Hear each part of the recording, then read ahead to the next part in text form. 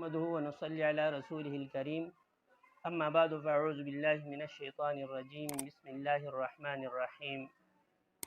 محرم کا روزہ، اس ماہ کو یہ بھی فضیلت حاصل ہے کہ اس کے اندر بنی اسرائیل نے حضرت موسیٰ علیہ السلام کی معیت میں فرعون مصر کے ظالم و جابر ہاتھوں سے نجات پائی اور فرعون اپنے معاذ ساتھیوں کے دریائے نیل میں غرق ہوا۔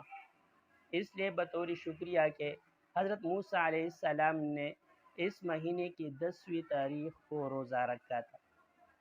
حضور صلی اللہ علیہ وسلم نے فرمایا کہ پھر ہم اس کے تم سے زیادہ حقدار اور موسیٰ علیہ السلام کے زیادہ قریب ہے۔ چنانچہ آپ صلی اللہ علیہ وسلم نے اس دن کا روزہ رکھا اور دوسروں کو بھی اس کا حکم فرمایا۔ رسول اکرم صلی اللہ علیہ وسلم نے فرمایا کہ اس دن کا روزہ رکھنا رمضان کے بعد تمام روزوں سے افضل ہے، اس لیے اس کے ساتھ ایک دن کا روزہ اور ملا لینا چاہیے۔ بہتر یہ ہے کہ 9ویں 10ویں تاریخ کا روزہ رکھا جائے۔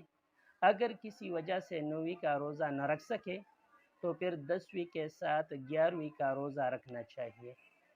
صرف 10ویں محرم کا روزہ رکھنا کراہت سے خالی نہیں۔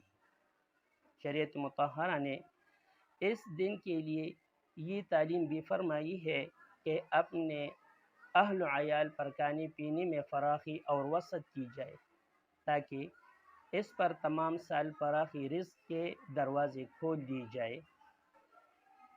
اس ماہ کی برکت و عظمت اور فضائل کا تقاضا یہ ہے کہ اس مہینے میں زیادہ سے زیادہ عبادات میں مشغول ہو کر تجلیات رحمانی کا بڑا حصہ حاصل کیا جائے، مگر ہم نے محرم الحرام کے مہینے اور خاص طور پر اس کی 10ویں تاریخ میں طرح طرح کے خود تراشیدہ رسومات و بدعات کا اپنے آپ کو پابند کر کے بجائے ثواب حاصل کرنے کے الٹا معصیت اور گناہ میں مبتلا ہو کر ہلاکت کا سامان فراہم کر لیا ہے۔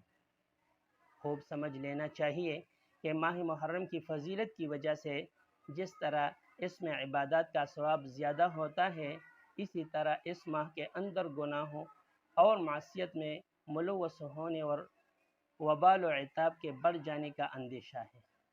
اس ماہ میں جن امور کی ہدایات پیغمبر صلی اللہ علیہ وسلم نے کی ہے وہ دو ہے، ایک 9ویں 10ویں یا 10ویں 11ویں کا روزہ جو کہ سنت ہے، دوسرے 10ویں کو حسب استطاعت اہل و عیال پر کھانے پینے میں وسعت اور فراخی کرنا جو کہ مستحب ہے۔